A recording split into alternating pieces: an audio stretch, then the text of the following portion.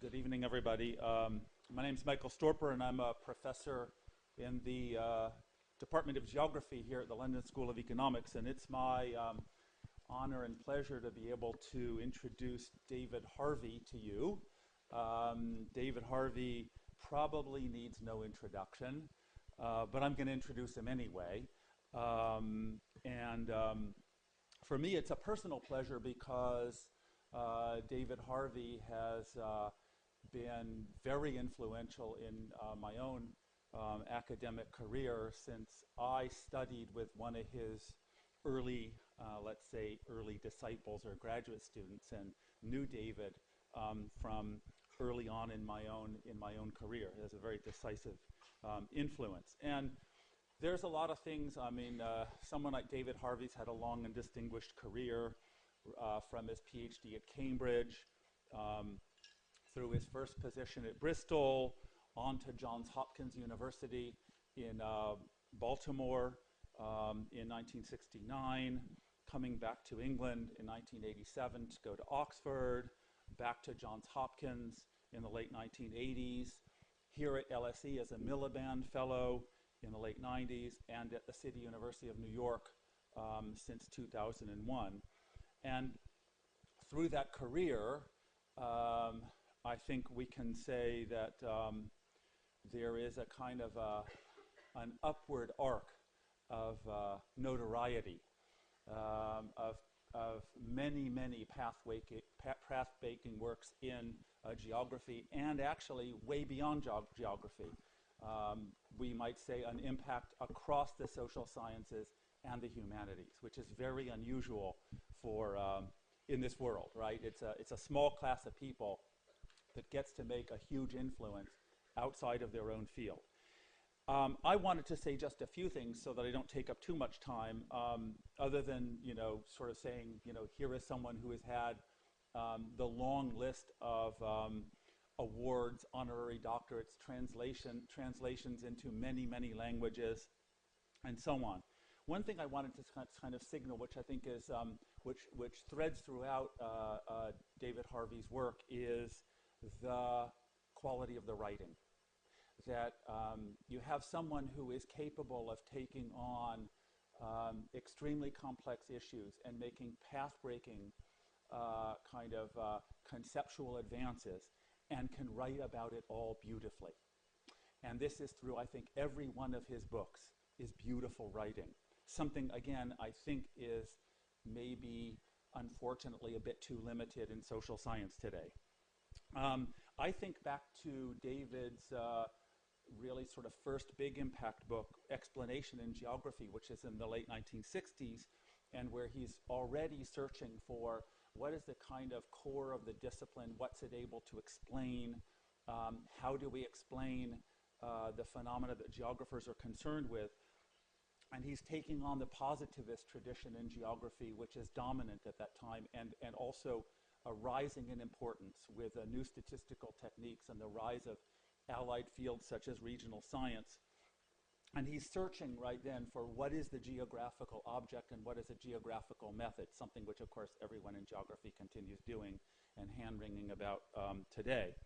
But from there, I think the big, what most people think is the kind of the big forward-moving event is the next step, where in 1973, I think, he publishes Social Justice and the City after moving to America.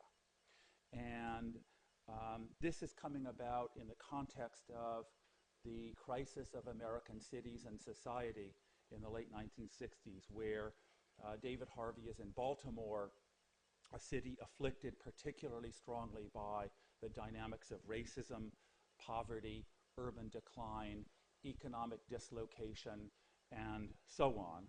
And on the one hand, and on the other hand, a country in which land speculation, land building, investment in other places is rising. And David Harvey projects into geography and other social sciences a Marxist framework as a way to make sense of these events, with its sharp distinction between the use value of land and cities and the exchange value, that is their market value. And Harvey develops this analysis technically, and he claims that it's not just like the economists are claiming, that land markets have certain failures or imperfections. That's the language we usually find in economics. But that the kind of, let's call it radical or revolutionary claim is they're not set up to be efficient, that they're not set up to allocate the functions of things to places. They're principally set up to extract value from land, natural resources, and the built environment, and under conditions of scarcity, and to transfer it from one social class to another, and that power has a big role to play in affecting this transfer. And it's a kind of a core dynamic of how cities run, but also how the economy in general runs. And later on, this analysis will be developed in, I don't know exactly how many books, but many, many books of Marxist analysis, one of which puts forth a concept that is at the core of debates in geography and development studies today, and which David Harvey labels the spatial fix, in which he argues that there's a pivotal role of the built environment, such as housing, for example, as an investment device that is prone to make super profits for those who have it, especially when other parts of the economy are not fundamentally doing very well. And that it's this fix for capitalism that comes about through land and space and the built environment that is one of the key moments in the capitalist dynamic of development, but also, of course, one of the key moments in the generation of crises in the capitalist system.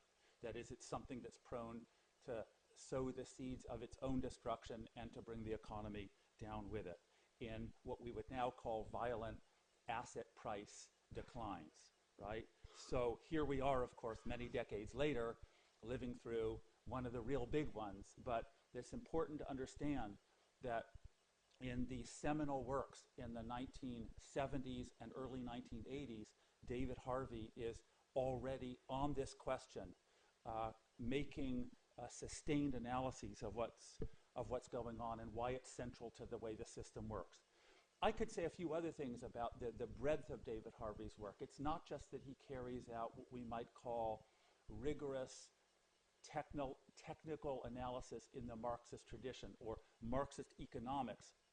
He does Marxist political economics, Marxist politics and sociology throughout his career. He has books that are on class consciousness and class conflict, such as a whole set of books on the urban conflicts in Paris in the 19th century, in the Paris Commune.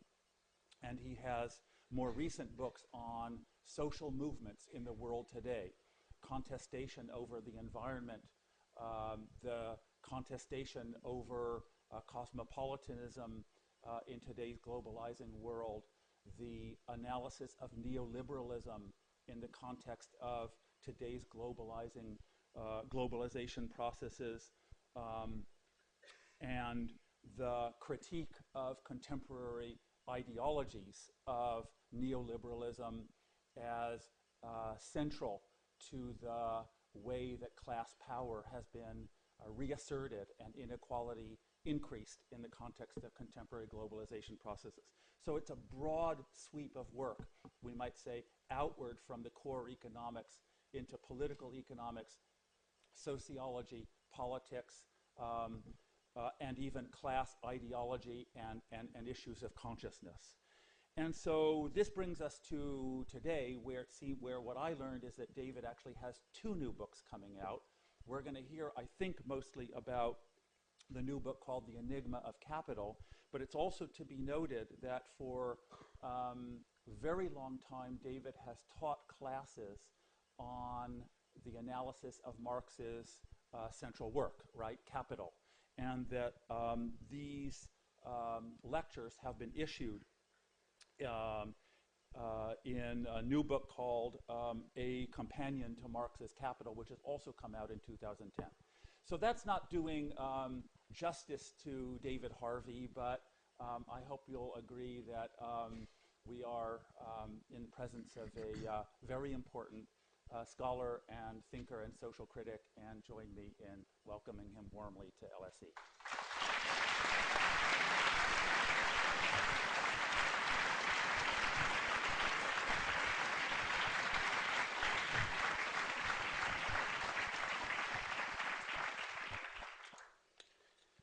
Somebody once told me that when you begin a lecture, you should always start with local color.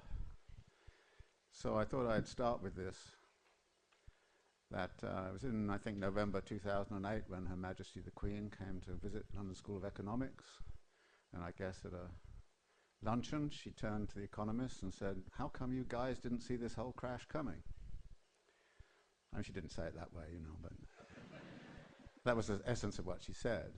And she apparently summoned the Governor of the Bank of England and asked the same question. And the result of that was the celebrated British Academy conflab of all the economists and policymakers who decided that they would work very hard at trying to explain to Her Majesty what they had been up to all this time. And the letter was absolutely astonishing. I mean, I happened to be a foreign member of the British Academy, and the president of it sent this circular of how proud they were that they had done this.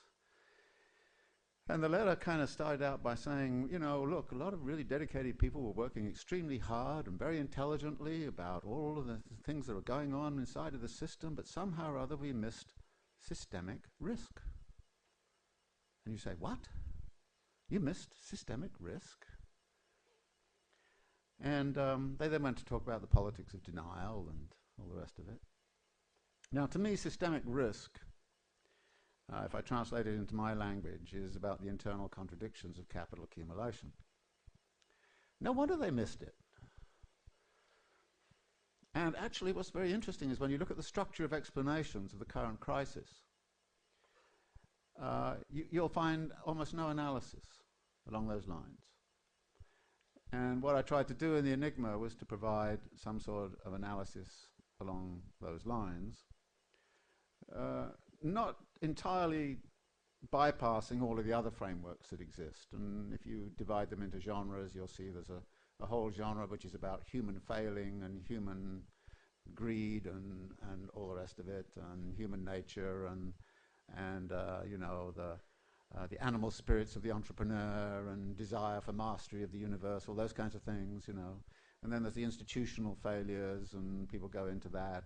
Then there's the failure of economic theory, the idea that efficient markets don't automatically, you know, clear the efficient market hypothesis and all the rest of it, and that we should have listened to the theories of Hyman Minsky rather than sort of taking this efficient market hypothesis. And then there are cultural explanations, which are actually beginning to well up a little bit in a rather uncomfortable way. I encountered those when I was in Germany and France when it first broke out, which they all thought it was due to the defects of Anglo-Saxon culture. And disavowed it had anything to do with them, you know, and they were being hit by all of this. But actually the same thing's going on. If you look at the way in which the Greek situation is being portrayed, it's being portrayed as a defect of Greek character. And there's an article out in the International Herald Tribune today that kind of says, well, the problem is they're too Orientalist. You kind of go, no, this stuff, but actually there is a cultural element in this whole thing, which we can note. I mean, for example, the fact that in the United States we have around 68, 69% of the population are homeowners, and that in Switzerland it's only 22%. Now, you can track this down to a cultural preference, and to some degree it has become one. So there's this notion that the American dream is going to be home ownership. On the other hand, when you look at economic policy, you see that there's something called the mortgage tax interest deduction, which offers a huge, huge subsidy to the upper classes to become homeowners and to go into debt and mortgages. I mean, the bigger your mortgage debt, the more interest you're paying, the more tax break you get. So this is hardly a cultural preference which is based in some, I don't know, American Revolution or something like that. It's also something that's been promoted. And actually, if you go back and you track it back in the 1930s, you find the language there. They say, debt-encumbered homeowners don't go on strike. So it's a nice kind of social control element involved in the promotion of this idea of home ownership. So there are all of those elements, so I'm not discounting those. But what I wanted to talk about really was the internal contradictions, but also to do it in a way which acknowledges one of the things that Michael was talking about, which is the peculiar geography of it all. And that does pose a whole set of problems, which I've been worried about for a very long time. Back in 1971, there appeared a cartoon in the newspaper. I cut it out and hung it on the wall, and it was with me for about 5 years because it defines very well the problem, and I call it the Snoopy problem. Snoopy decides he's going to write a great novel. And so he begins, "It was a dark and stormy night." Famous banal opening by somebody or other. And then he said, a shot rang out. And then he said, a door slammed, the maid screamed. And then he gets to Snoopy, said, the plot is thickening. And then he said, over the horizon came a pirate ship. And then, and I've forgotten all of the frames, but it just sort of goes on in this vein, and it says, and somewhere the king was living in luxury while the whole of his people starved. And somewhere in Kansas, a small boy was growing up. And then the final frame says, in part 2, I put all of this together. And actually, it's very hard to put together this. I mean, how do you write part 2 of this current crisis? How do you put together that a crisis that really began in Southern California or in Arizona, Nevada, and Florida, and a couple of other places in the United States, suddenly spread to New York and is whizzing around the world when it was caught up in Britain, of course, and while the Germans were laughing about, well, this is an Anglo-Saxon concoction, and then all of a sudden their export market collapses, and then suddenly Far East trade collapses, and then the Chinese rush around and figure out what the hell are they going to do, and so they start doing all kinds of things, and then all of a sudden the banks are all propped up here, there, and everywhere, and then all of a sudden we have sovereign debt crises. And if you think Greece has any problems, the largest failed state in the world right now is California. And if it were not for federal transfers of Social Security payments and all those other kinds of things, California would be completely wrecked. In fact, California is about to play the same role in US politics as the New York fiscal crisis played in 1973, which ushered in the neoliberal turn. What the hell's going to happen to California? And it's not only California. You look at all of the states in the United States, most of them are bankrupt. And the Greece sovereign debt is arising because it is a sovereign country, and it's supposed to manage its own fiscal policy. And so, you've got these different situations, and then you kind of say, how do we put all of that together? How did it happen that the financial system gets stabilized and gets displaced by a sovereign debt crisis, either of the states inside of the United States or of states like Greece? And of course, we go further, we get the pigs, as they're called, Portugal, Ireland, Greece, and Spain. And what about the sovereign debt of Britain? When is that one going to hit home? And what about the sovereign debt of the United States, which is interesting in its structure? I've mentioned the home ownership thing. When you add up all of the debt inside the United States, federal debt, state debt, municipal debt, corporate debt, and household debt, 40% of the total debt of the United States is wrapped up in the mortgage market. It's huge. It's huge. And so you can kind of see that these problems are there. So what I set out to do in the book is to try to give an accounting of the general lines that the crises take and how they work, why they are foundational, if you like, to the way capitalism works, why you cannot have a crisis-free capitalism, and then try to talk about the very specificities of this crisis against the background of the many other crises that have been unfolding. We are deluded when we kind of say there's something special going on in this particular crisis, because look at the number of financial crises there have been since the mid-1970s. Again and again and again. And if you add fiscal crises of the state to the financial crises, you see huge ones. The reason you didn't have a financial crisis in New York City in the 1980s was because the IMF went off and sucked it to the Mexicans and said, you've got to pay back. And you pay back by reducing the living standards of the whole people of Mexico. And it wasn't only Mexico, it was something like 40 developing countries who had to pay back. So you didn't have a financial crisis, you had a fiscal crisis in Mexico, and it was solved by attacking the standards of living of the people. One of the things I lay out in the neoliberalism book is how neoliberalism departed its own mantras about things and basically said, if there's a choice between letting the financial institutions go bankrupt or socking it to the people, you sock it to the people. And so we've been having this going on for some considerable time. In fact, Lula's first response to the crisis was to say, ha ha, it's time you guys up there experience what we've experienced about 4 or 5 times down here over the last 30 years. You're getting disciplined. You should have been disciplined by the IMF a long time ago. The problem was you were the IMF. And since you didn't discipline yourselves, you're now getting disciplined by your indiscipline, so it's all your fault. So, you know, so Lula's kind of people in Latin America were laughing like crazy at the side of the United States until their economies collapsed as well. And then they said, oh my God, you know, we have to do something as well. So here's the thing we have to start to look at, which is, where do crises come from? How has the rhythm of crises proceeded since the 1970s to the current day, present day? What's the dynamic of it? And one of the things you immediately notice is that many of these crises had an urban basis.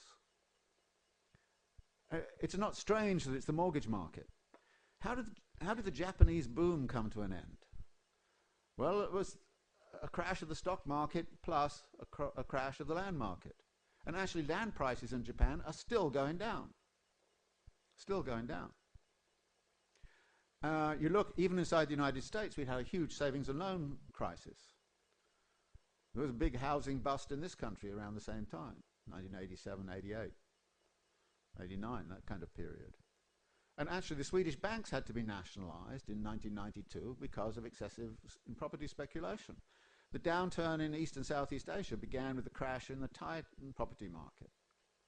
So again and again and again, you find these financial crises are tied in some way to financial jiggery-pokery that's going on in the land market and the housing markets.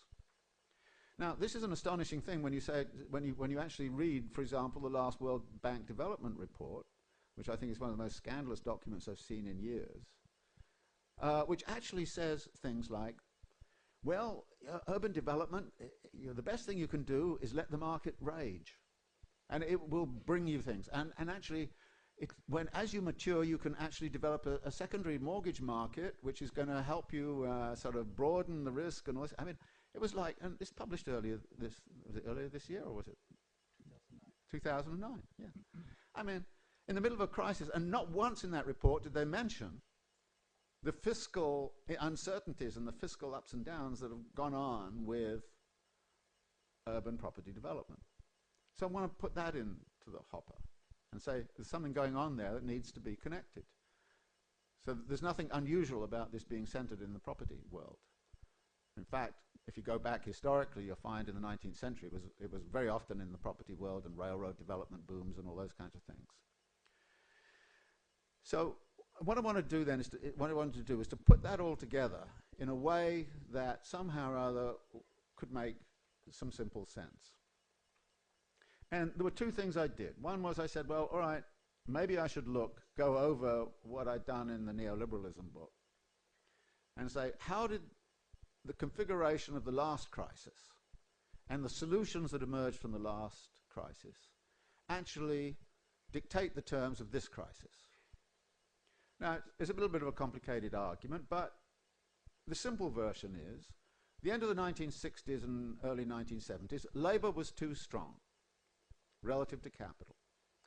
And labor was able to be strong because you had national economies with states in charge of their own fiscal policies, which could be affected by democratic institutions like labor parties and social democratic parties and all the rest of it, so that actually labor could actually change the social wage by forcing many aspects of a welfare state into being, at the same time as it had considerable power in relationship to capital, because labor was well organized, the trade unions were there, it was organized on the shop floor.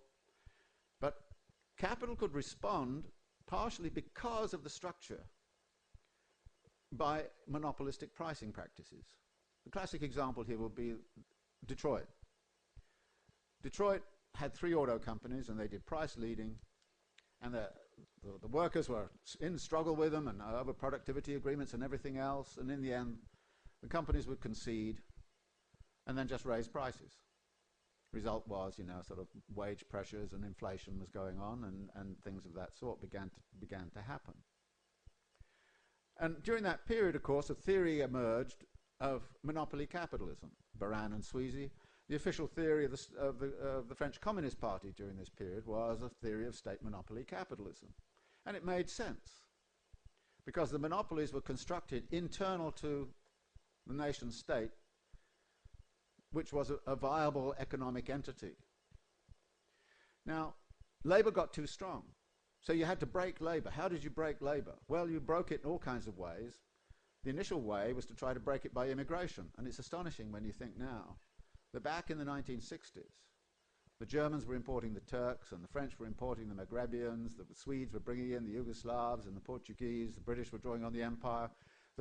Actually, the United States actually revised its immigration law in 1965 to give it access to the whole global potential labor market.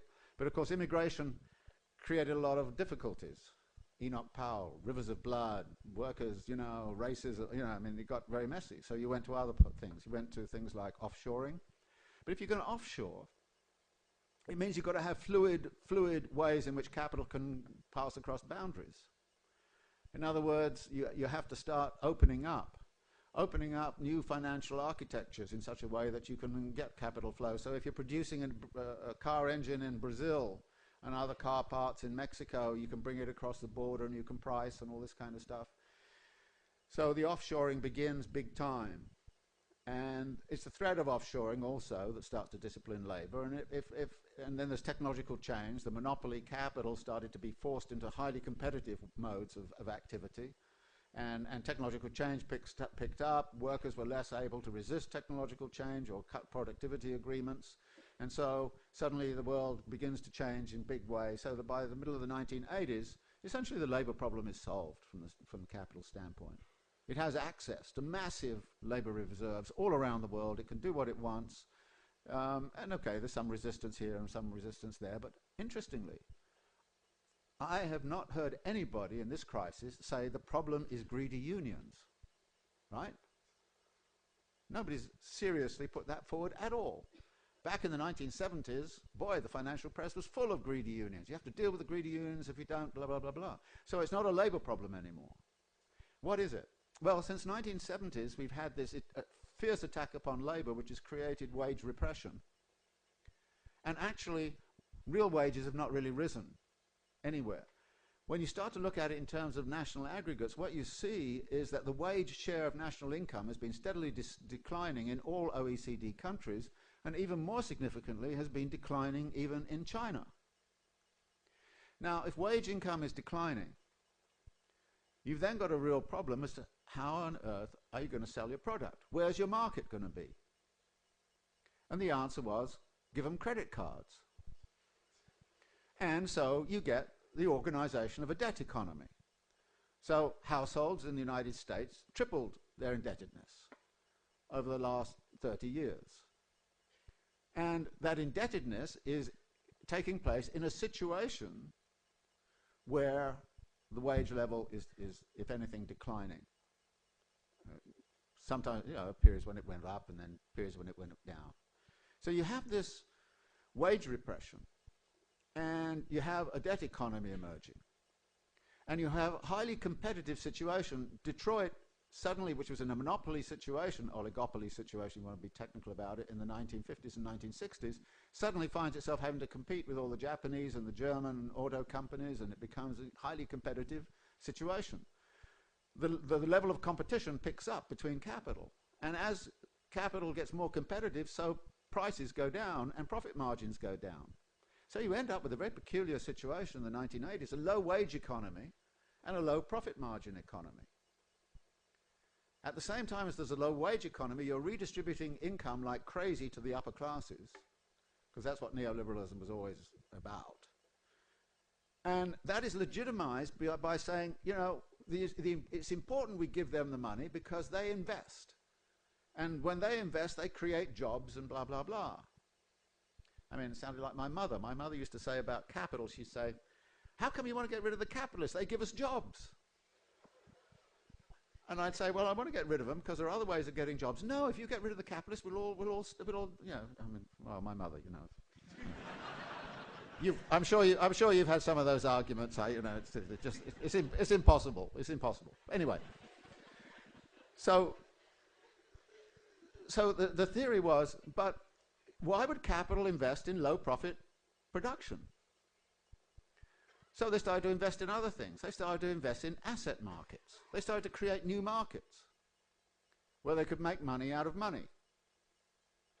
And asset markets are different from ordinary markets because asset markets don't clear in any ordinary sense. I mean, the market for automobiles clears at some point or other, maybe.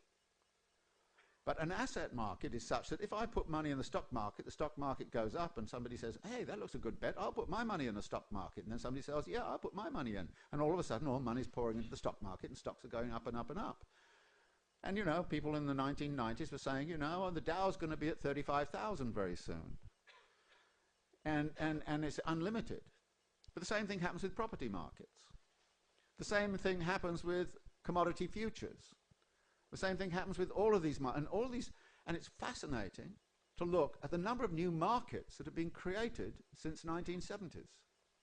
I'm not only talking about the wave of privatization that turned, you know, all of housing into a market, healthcare into a market, education into a market, all of those sorts of things. I'm not only talking about that. What we're talking about is the development of new markets. For instance, the latest one, they're really, really hot about, is of course carbon trading. Already carbon trading in Europe is actually generating a lot of money for various people. But soon you could also create markets in derivatives, and you could create markets in insurance on derivatives, and then derivatives on insurance on derivatives on derivatives, and so you had a good time, making loads and loads of money out of it. And what's more, that making money out of it has not stopped. About 3 weeks ago, there came out the news that the leading hedge fund owners in the United States, 5 of them, last year, in the midst of this crisis, got $3 billion personal remuneration apiece.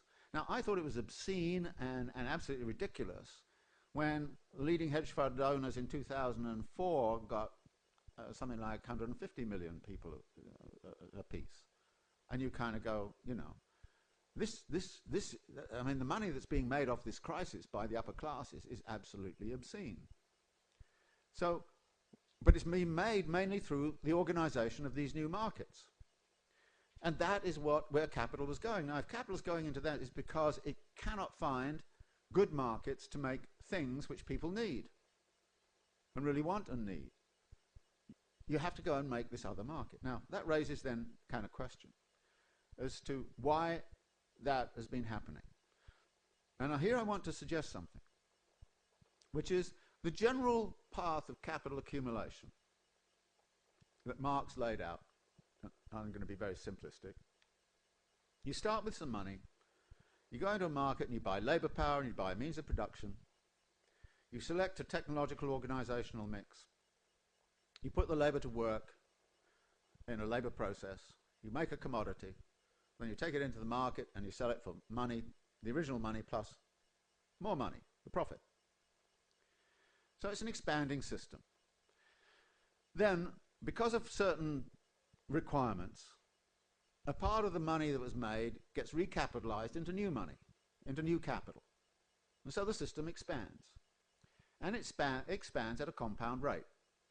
Historically, if you read Angus Maddison or something like that, you'd see that the total volume of goods and services traded through the capitalist market, and obviously the data is difficult to believe too much when you're back in sort of 1820 or something like that, but since 1750 or 1820 or whatever you start, the compound rate of growth in the global economy has been around 2.25% per year.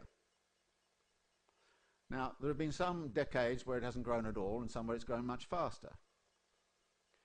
When you turn to the financial press and everything else, everybody sort of talks about an aim, and we've got a minimum compound rate is 3%. Below that, things are a little rough, you know, it's getting sluggish and so on. Of course, 0 is defined as a crisis. So there's an incredible concern about the growth rate. When are we going to get back on that 3% growth? Obama says 2011 we're going to be back on at least 3% growth. Gordon Brown said the same thing. Everybody is looking for that 3% growth. Now, what does 3% growth really mean? 3% growth means that you can take 3% of the total product and reinvest it in extra economic activity, further economic activity. You can expand the system. Now, in 1970, that 3% growth meant you had to find new investment opportunities for something like $0.4 trillion. If you want to do it now, and I'm using constant dollars here, you have to think about $1.5 trillion of new investment opportunities. By 2030, you're going to be talking about $3 trillion of new investment opportunities. One of the things I want to suggest to you is that the story that's gone on since 1970 onwards has suggested it's harder and harder and harder to find profitable places to put the surplus, to put the 3%, and to find the 3% compound growth. Put in physical terms, you know, if you were in 1750 and you're looking at what's going on in Manchester and Birmingham and a few other hot spots and said 3% compound growth on all of this, you kind of go, yeah, kind of the world's open, you know. Now you're talking about 3% compound growth on almost everything that's going on in China and East Asia, a lot of what's going on in South Asia, a lot of what's going on in what was the communist bloc, a lot of, and of course Europe and North America, and much of Latin America and certain parts of Africa. I mean, you start to look at it and kind of say, 3% compound growth on all of that? What is that going to mean physically? What is it going to mean politically? What is it going to mean socially? And I'd like to suggest that actually we're at an inflection point in capitalist history where the question of compound growth forever has to be seriously questioned, which suggests that there has to be some way to start to talk about who controls the surplus product and how is the surplus product going to be used, how is it going to be produced. In other words, the need to control growth becomes absolutely significant and absolutely essential for environmental reasons, social reasons, political reasons, you name it. Now, if we do not control growth, if we don't have some way of social control over surplus production and surplus utilization, if there is not some agreed upon mechanism for that social control to be exercised, then what we're going to find is a continuation of the system as it is, and you start to build some scenarios.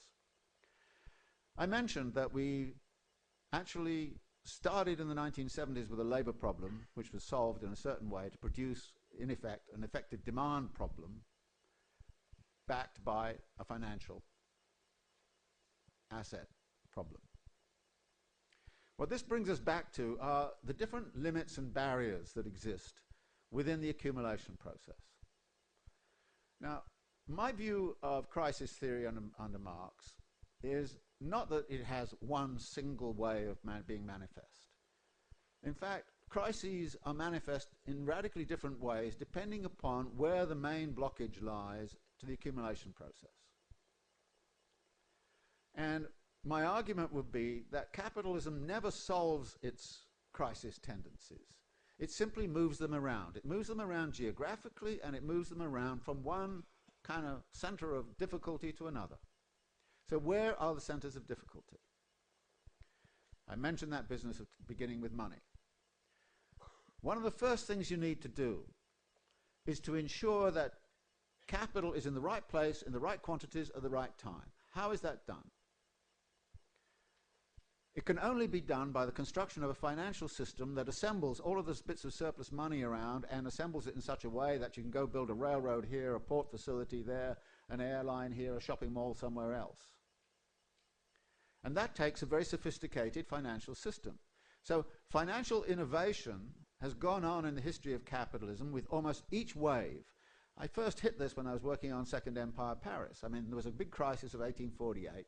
it was clear that there was a revolutionary kind of thing, and Napoleon III comes to power and says, my God, how are we going to do this? We've got to put capital and labor back to work. How are we going to do it? Well, bring in Haussmann and we rebuild Paris. That was one of the answers. This is the urban solution, if you like, to the crisis. And very soon, by doing that, they actually created relatively full employment in Paris, and they got out of the problem. Of course, they did a lot of repression of workers' movements at the same time, but, you know, it was just by the by, as it were.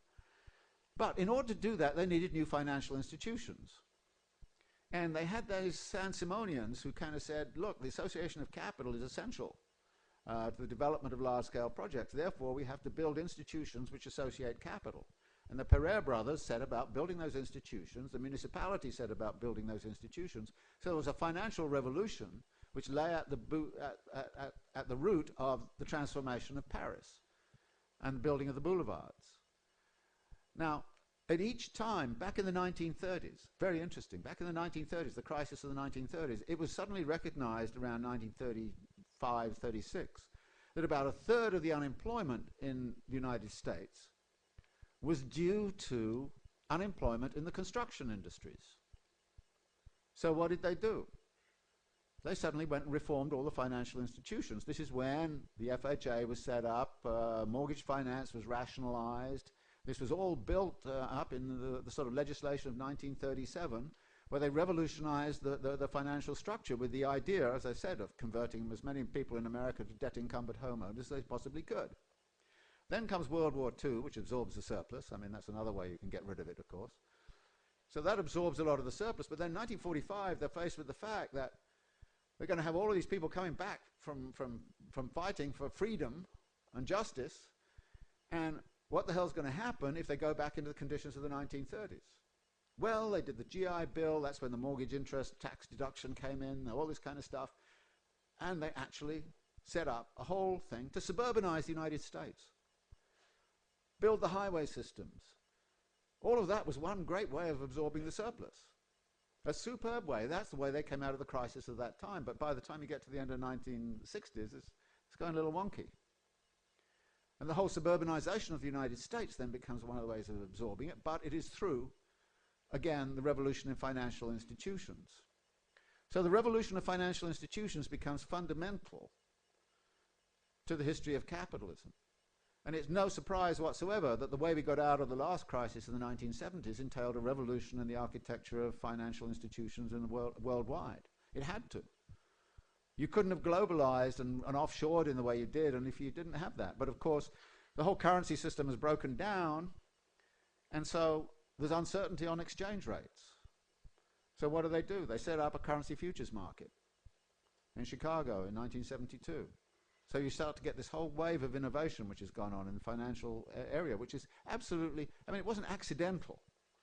It was absolutely necessary for the kind of solution they were pursuing around the labor question and the rest of it. So the financial stuff is very, very significant, and how it's done. Now, there are two things that happen there. You can get inadequate financial institutions, and you can get a crisis because of that. You get what's called financial repression. And then there's big pressure on revolutionizing the financial institutions. But as you revolutionize financial institutions, what happens is the financiers get a lot of independent power. And yes, they get greedy. Why not?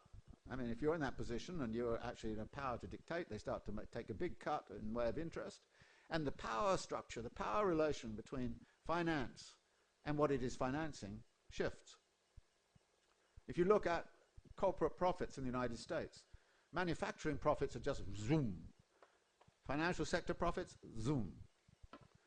It now accounts for about 40% of the profit, well, not about now because it's changing, but you know, it was accounting for around 40% of profits in the United States were earned by financial institutions, as opposed to 15% sort of back in, you know, sort of 1980 or whatever it was. So this is one of the problems. The second big problem is the labor. Now, I've already talked about that, and I'm not going to go into it. But obviously, labor is potentially a barrier, and it was a barrier back in 1970s, but it's no longer one. So we can work past that. The third barrier lies in the area of means of production. And this is a complicated story about, you know, getting parts here from there in the right kind of order, and there are all kinds of ways in which that can go wrong. But behind it lies also the kind of question of, are there limits in nature? Are there limits in natural resources? And there's a lot of argument about that. Do we have at the back of this peak oil, blah, blah, blah? Is it something to do with the relation to nature? And that is a potential barrier, and many people will look at it right now and say that is one of the potential barriers which we're encountering, though I'm myself not fully persuaded of that. Historically, capital has been extremely sophisticated in encountering seeming limits in nature and transcending them. And this is, I think, one of the things we have to watch out for this time. And transcending them in ways which are a little surprising, not simply by technological change, but by all sorts of things. And right now, if you wanted to solve the environmental problem, there's no way you can do it by technology alone. For instance, I believe if you want to really go at that, you have to completely revolutionize the way of urban life. Because the system that was set up in the United States through suburbanization is profligate in relationship to land and to energy consumption. And so if that is the nature of the problem, then you don't find new energy sources, you just say change the pattern of urbanization. So that is a potential problem. The technological organizational form is an interesting kind of question. Again, those change. If they change too fast, then before the old fixed capital has been amortized, you get a crisis. If you don't change fast enough, then you can't raise productivity in the right kind of way. So there's all sorts of delicate issues around technology and organizational form. And in recent times, I would make very emphatic that it's organizational form as much as hardware of technology which matters. The reason Walmart has been so successful is because of its organizational form, not because of its technologies. And I think that this is obviously you use technologies in making the organizational form, but I think it's very important to make that distinction. So there's a potential blockage and a point where you can actually generate crises of various kinds. And then there is the question of discipline on the shop floor. Again, that was a problem in the 1970s, largely solved right now. I don't hear anybody saying there's a big problem about that, because capital can simply go to wherever its most disciplined labor force. The last thing is, of course, the effective demand problem. As this is this is often referred to in classical kind of Marxist discussion of this as the underconsumption problem. And if you're an underconsumptionist, you're a Keynesian and you're not a proper Marxist. You would say those kinds of things. But actually, if something emerges as an underconsumption problem, you have to call it what it is, and it is an underconsumption problem. Where are you going to find the market? Now, what Marx did was to assume the market could be actually acquired through primitive accumulation. You just go steal gold from, around the world and that kind of stuff.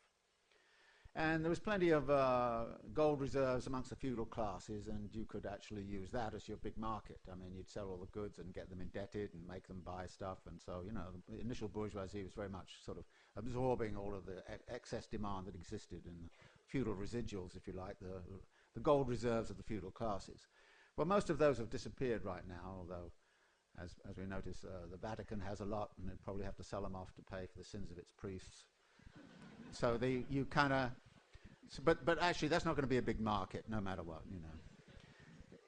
The other argument that Rosa Luxemburg said, well, there's something outside of capital that exists where you can sell it to. You can get the Indians to sell opium to China, and the silver comes to India, and then the Indians pay for all the textile goods that are coming from Manchester with the silver that came from China via the opium trade. I mean, those kinds of things. That doesn't exist anymore. That the global capital has become such that actually there's no outside. So the market has to be orchestrated inside. And how is the orchestrated inside? Well, the only way it can be orchestrated inside is very interesting. It's about saying the expansion tomorrow pays for the expansion of yesterday. Put in physical terms, the surplus product you generated yesterday is going to be taken up in the expansion of the system tomorrow. This gives you your 3% compound growth, if you like, why you have to do it. But there's a time lag there. And that time lag says the only way you can get from yesterday to tomorrow is actually by invoking credit and using money as a means of payment.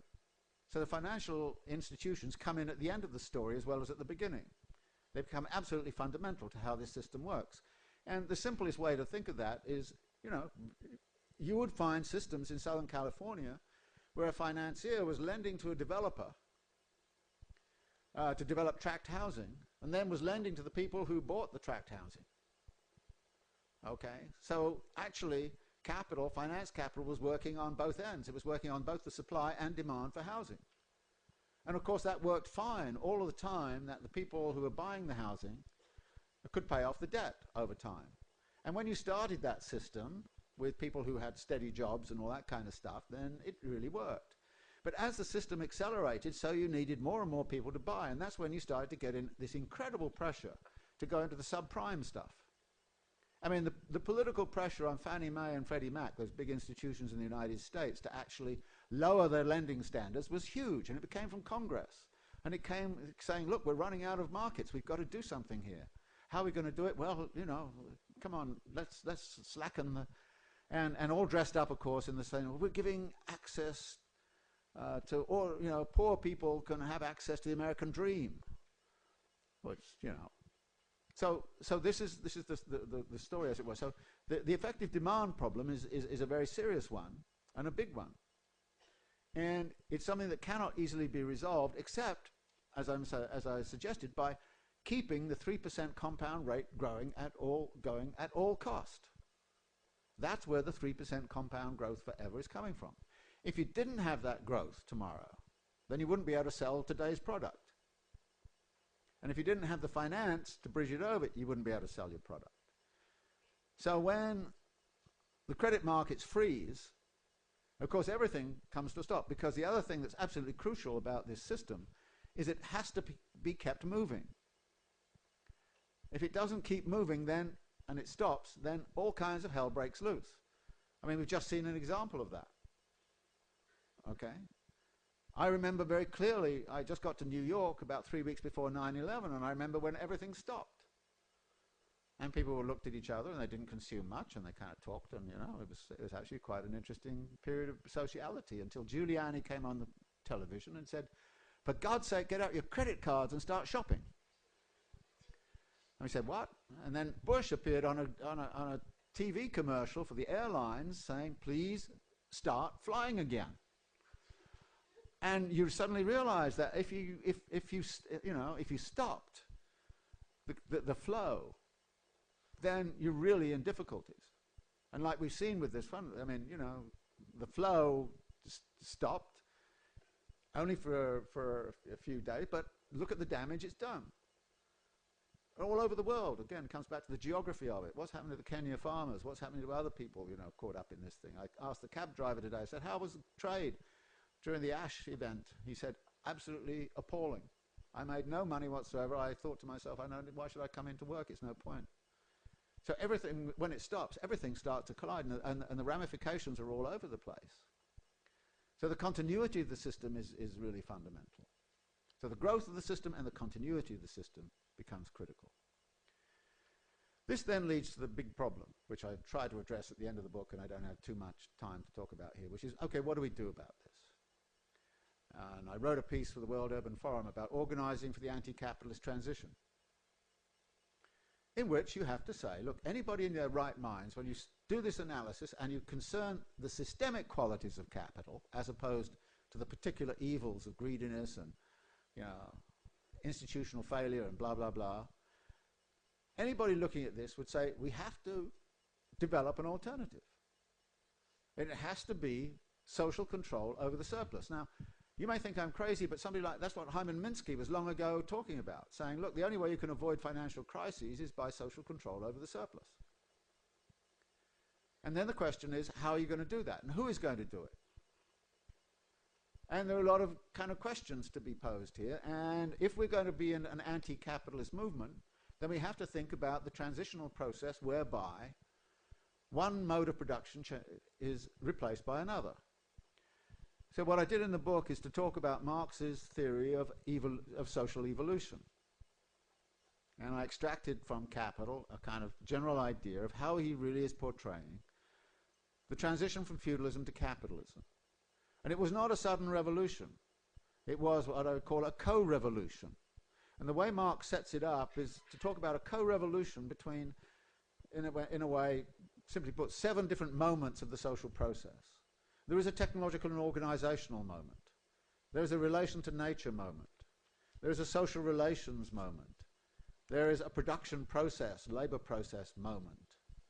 There is a daily life moment. There is a mental conceptions of the world moment, and there's an institutional moment. All of those elements have to change. And if you look at his chapter on machinery, it's really very interesting. For those of you who are familiar with my lectures online, you'll see me saying is that we've got to take one of these footnotes in Marx's Capital very seriously and actually see how it works through the chapter on machinery. All of those moments are involved. The mental conception of the world had to change. You had to understand industry as a science and a technology rather than as an art form. And it's very interesting, you know, in the 17th centuries, people called industry arts. And there's still this metro stop in Paris called Arts et Métiers, which is about an industrial area, and it's not about science and technology. It's not called science and technology. No, you had to change your mental conceptions. You had to see nature in a different way, and the whole relation to nature got transformed in this process. The social relations obviously changed, both in terms of the employment process. Women and children are brought onto the line, down the mines, all those kinds of things. You get a completely different kind of configuration. Daily life is fundamentally transformed. And so all of these elements are actually transformed. Now this leads me into the idea of a co-revolutionary movement, which has to work on the transformation of all of those elements. In other words, revolution is not a storming of the barricades and then it's all over. No, it's a slow movement across all of that, and actually is very interesting when you look and you say, well, actually capitalism has been permanently revolutionary. Think about how those different elements held together in, say, 1970. I tried to explain to students what it was like being a professor then. You know, you wanted to get out your course list and you'd had some machine that you kind of boom, boom, like this, and horrible pink-looking kind of stuff came out at the end. And people look at you and you say, you mean to say there was no photocopiers? No, no photocopiers. Oh, and I have to say to them, I was working on the hop industry of Kent and I needed all the data from there, and it was all in the university library. I spent 3 weeks every day copying out all of this data. And I still have it at home, all copied out, neatly copied out, on parish, on people use a photocopier now. I mean, in other words, and mental conceptions, of course, have changed radically. Financial institutions have changed radically. Institutional arrangements have changed. So that actually capitalism is a permanently revolutionary force. And my argument is the only way we can construct a revolutionary movement is to look at the contradictions within the co-revolutionary movement of capitalism and to seek ways to transform them into a different configuration and in a different direction. So it's not as if we're starting with a static situation and we have to revolutionize it. No, it's revolutionizing around us all the time. And you can see where some of the tensions lie. I mean, all the fight that's going on over the internet and how the internet shall be used is a very good example of this. But how you have to change, also, if you want to solve climate change, for example, and deal with climate change, which is the relation to nature part, you can't do it without new technologies. You can't do it without changing social relations and daily life. You can't do any, I mean, in other words, it takes a revolution in all of those elements to actually come up with an answer to that. You want to deal something with global poverty and you want to take it seriously as opposed to the World Bank telling you, well, just use capitalism and it'll all work for you, which they've been saying since 1945. And I'm getting tired of it. I mean, I'm particularly tired of this rhetoric that says we're going to solve the problem of poverty without actually dealing with the problem of accumulation of wealth. I mean, you kind of say, this is ridiculous. We should be, instead of having an anti-poverty movement, we should be having an anti-wealth movement. And of course, you get thrown out of the meeting when you say that. But actually you can't. I mean, I defy you. I defy you to solve the global poverty problem without dealing with the accumulation of wealth problem. I mean, how can you possibly do that? It's ridiculous. So the idea then comes, well, okay, who's going to be involved in this? And I have this kind of utopian vision that all of the discontented and alienated, I include myself in that, will have an alliance with the deprived and the dispossessed. I can't say I'm deprived or dispossessed. I don't think, well, some of you may be if you're adjunct teachers in a university. You are? Okay, yeah, well, you know what I mean. I mean, you're alienated, discontented, deprived, and dispossessed. I just, makes you a very good revolutionary subject. So that's great. So the point here is to say that actually we have to think about what the macro problem is and confront and deal with the macro problem as it is. And until we're prepared to do that and prepared to lay out the kind of analysis, and I'm not sure I have it all right, but we have to think of in these terms. And what is so depressing about academia in general, I have to say, is that there are not people around who are really prepared to go for it. I mean, when all of those economists wrote that nice little thing to the Queen and kind of said, we miss systemic risk, and you'd say, hello, are you going to tell me about systemic risk then? Do I ever see any analysis of that? No, not at all. Somebody had a spreadsheet somewhere and said, oh, well, there was some risk in the mortgage market or something. Yeah. There is a real intellectual problem here. And while changing ideas doesn't change the world by itself, because all of the other moments have to change, you can't change the world without changing ideas. They're still teaching the same ridiculous neoclassical economics classes, the same kind of, stuff in rational choice in political, all that kind of rubbish. They're still doing that. And all they're doing in the business schools is sort of adding a little course on business ethics, as if it's going to make it all difference. Either that, or even more sinisterly, what they're doing is creating courses on how to make money out of other people's bankruptcies. So there's an intellectual problem.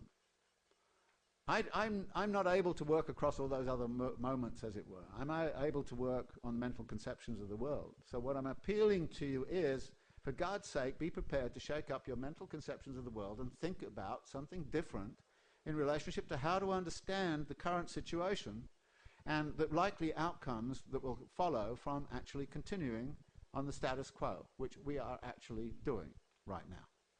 When I said that the neoliberal trick, which came up in the 1980s, was to save the banks and sock it to the people, isn't that exactly what they're doing right now? And furthermore, you would think the bankers would have some shame and say, I'm not going to make $3 billion in one, and take bonuses of billions, but they're doing it. And isn't it time we said enough is enough? And actually thought about the construction of a movement that's going to at least deal with that, and then go on to say social control of the surplus is what matters. And social control is not necessarily state control, because we've been down that path and seen all kinds of problems with that. So that is going to take an act of tremendous imagination and tremendous thinking through. And I'm just one person in all of this, and it seems to me that we need a collective thinking about all of these issues. And what I want to do is just put on the table what it is we should be discussing, instead of, going back into one of those ridiculous courses when well, I won't get into that. But I better, at this point, I think I better shut up. So thanks very much.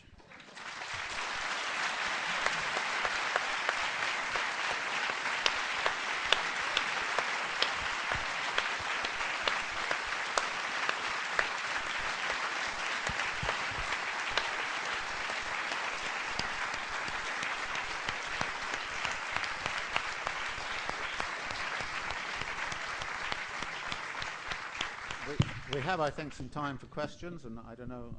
I'm happy to handle that, unless you want to ask rude questions, no. Michael. No, I don't want to ask any questions. Okay. So right. It's open. Yeah. You might need a microphone.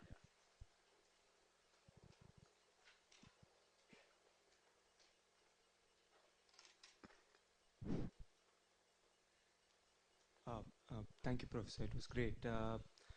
Just a couple of quick questions. One, if you can just talk a bit about post-French Revolution situation and the whole idea of individualism and an analogous situation today where we are having the whole internet-fueled individualism and the me culture, how capital sort of fuels itself on that principle.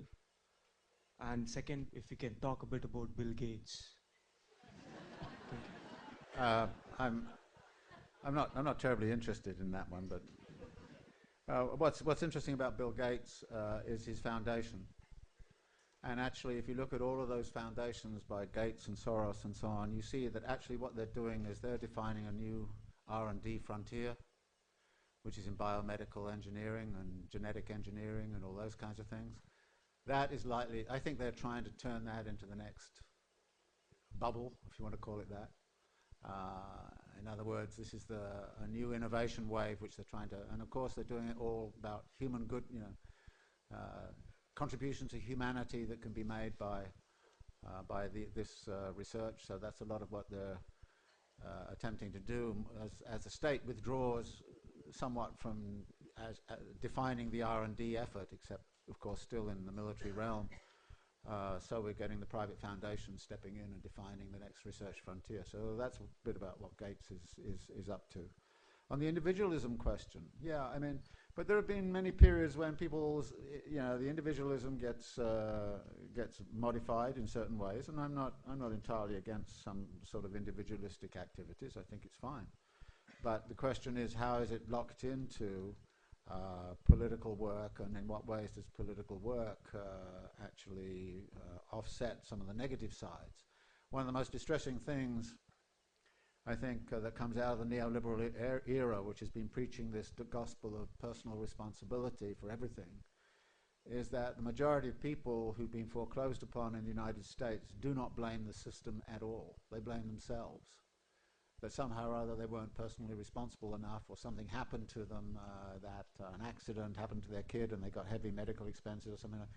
So getting the idea that there's a systemic problem behind this and that it needs a systemic politics and a systemic solution is actually very hard, given the way in which many people have responded. At this point, I've been very surprised, millions of people have lost their homes and there's been no, huge social movement of the dispossessed around that.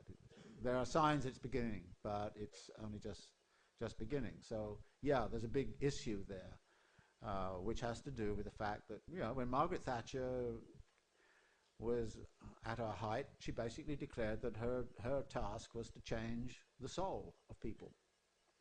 And to some degree she succeeded.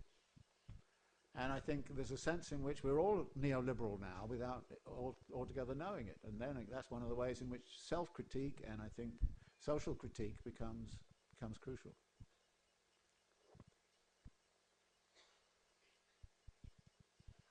First, I would like to thank you very much for your lecture. My main question is a very simple question. You use the word they a lot, and I'm just wondering, who really is they, and what is they, and how are they able to do what you say they're able to do? Thank you. Well, I don't have too much difficulty with that question. It was pretty clear to me from all of the evidence I assembled from the 1970s that they was constituted by, you can find organizational forms like the Business Roundtable, the US Chambers of Commerce, the political action committees, all of which were actually linked together through a political process with a political agenda. And if you go to the celebrated K Street in Washington, you'll see who they are.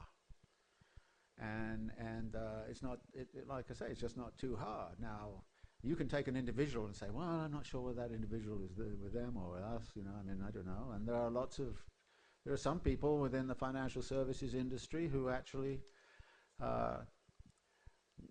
sotto voce will agree with me. I mean, they would never say it publicly, but they do. So there are what Ananya Roy calls double agents within the system. And that's very helpful because they can feed you information that you need. So, but I don't think they is a big issue. I mean, I know who dominates economic decisions in a city like Baltimore. It's pretty clear who dominates decisions on Wall Street. And one of the points I make in the book is that since the 16th century onwards, something has formed which I call the state finance nexus, which is usually hidden from view. And it's that point at which the state and money and finance are so intimately related that you really can't tell the difference. Now, I don't know if you noticed in the crisis, it was very interesting being in the United States. Who appeared on television in the midst of the crisis? Bernanke and Paulson. We didn't see the president anywhere. The Secretary of State had disappeared, everybody else. They were coming out and making all the decisions. There's your state finance nexus, the US Treasury Department and the Federal Reserve. And they're creating key decisions. For instance, they're subsidizing the banks. The banks can go to the Federal Reserve and borrow at zero interest, right? They can then lend out even at 5%. I mean, this is the state actually subsidizing the banks hugely. And that is what the state finance nexus is about. It's about supporting the finance and so on. So I don't have any difficulty looking for those institutional arrangements which are signals. Now, generally speaking, the Federal Reserve sits in the background and, you know, blah, blah, and has its open market, you know, and every now and again they talk, and the Treasury talks, you know. So they'd like to remain rather out of sight, and as any ruling elite would want to do. Don't want to draw attention to yourselves, but boy, in that crisis, they really drew attention to themselves and what they were about. You will see that exactly the same thing when the South Korea bailout occurred in 1997, 98. Who was there? Head of the IMF was in one room. The US head of the US Treasury was in the other room. Same thing happened with the Mexico bailout. Those two did it. So I know who they are, and I'm, you know, a little surprised you don't. I mean, I kind of, you know, no, and there are all sorts of, there are all kinds of fuzzy areas, you know, and we can get into this fuzzy thing. Well, are they in it? Are they? Well, you know, at that point you say this is political allegiance. You know, to what? So, yeah, I know who they are. Sorry, somebody up there wanted to talk. Yes.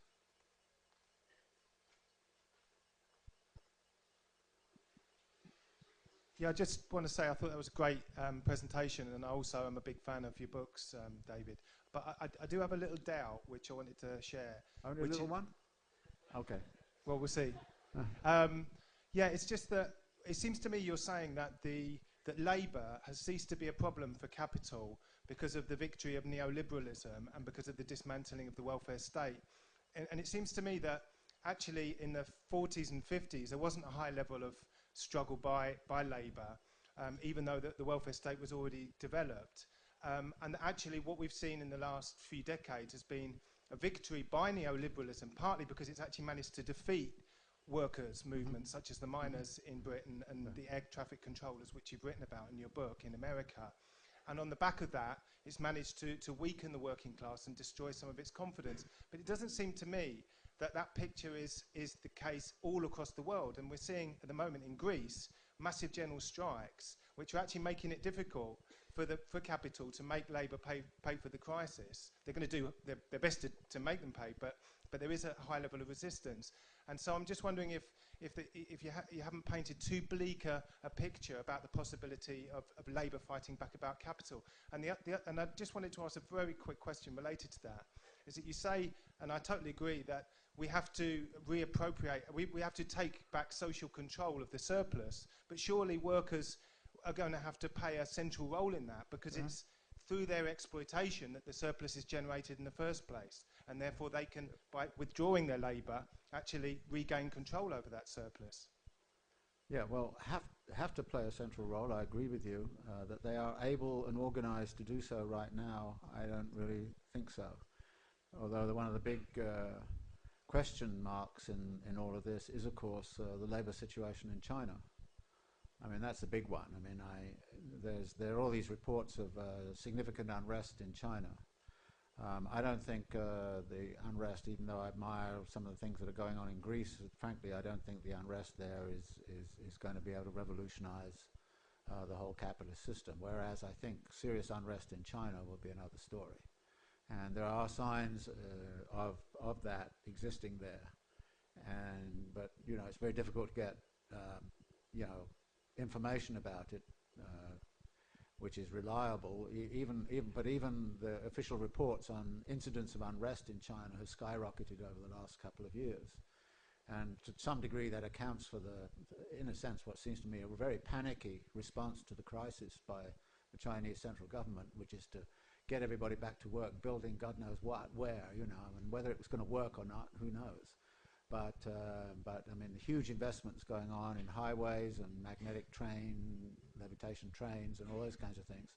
So yeah, I didn't want to say that labor is irrelevant, but I'm saying from the standpoint of capital, it's got labor where it wants it right now. Now, it's not to say there aren't struggles and you know, we have individual struggles and we can support, but actually I think that the capacity to organize massively from within the labor movement, and actually right now I think there's this whole kind of question of the structure of labor force, its spatial configuration. I've always had a problem with this notion that the workers are simply those who live in and work in, or who work in factories.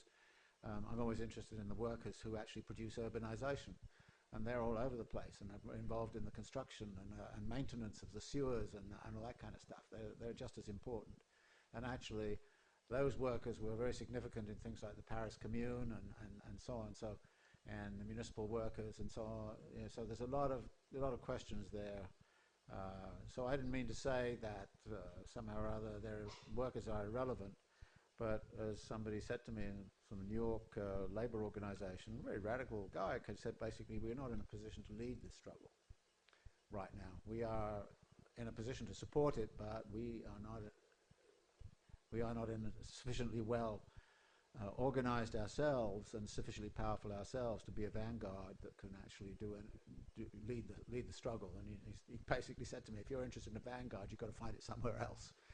And so that then led into some discussions about, you know, alliances between different movements like the dispossessed and you know, the exploited and those kinds of things. Was there anybody up around here? Yeah, let's go there.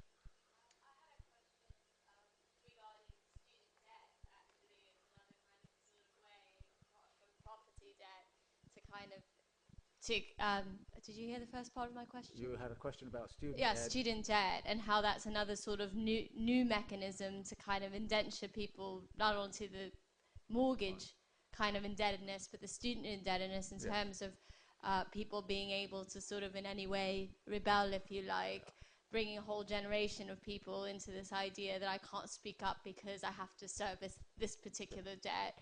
And then the second thing that you mentioned was the whole adjunct community, and you were talking about a kind of intellectual vacuum, but the whole structure of adjunct employment means that you don't actually have the time within your kind of labor framework to create that kind of analyses that you're speaking to. So I think that that's also sort of structurally connected.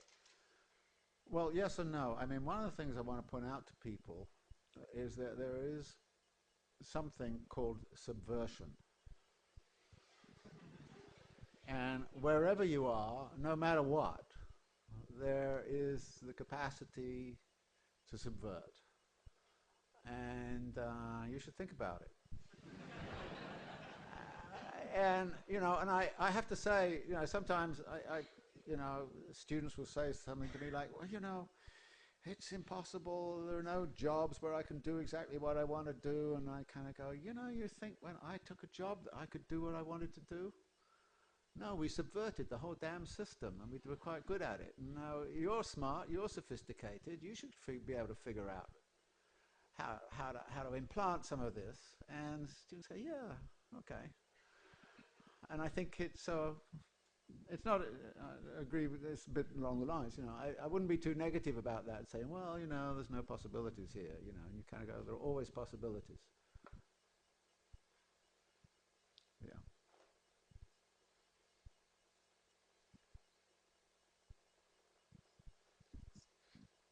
First of all, I do have to make the point with your several references to the Economist's response to the Queen that this place is run by Howard Davis, who set up the FSA, so there are jobs issues in that response. I'm also a bit disappointed in your dismissal of Labour and like it's a spent force rather than a state of flux, and maybe the issues. Not addressing the issues that could, in fact, affect the power of Labour. Not that I'm advocating any sort of single sector, single union action as we've seen in the past.